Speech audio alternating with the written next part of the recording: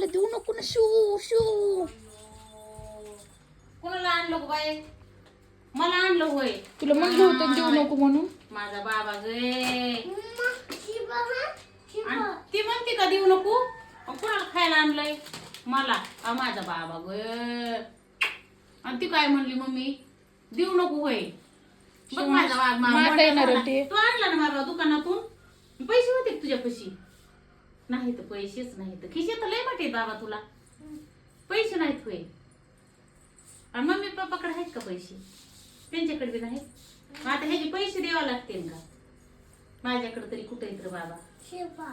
माझ्याकडे नाहीत ना. काय त्याचे पाय देऊ नाही.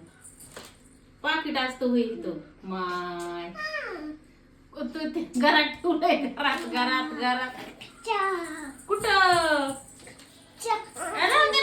ठेवून दिले ते. हिला सांगितलं ही दवाखान्यात घेऊन जाईल.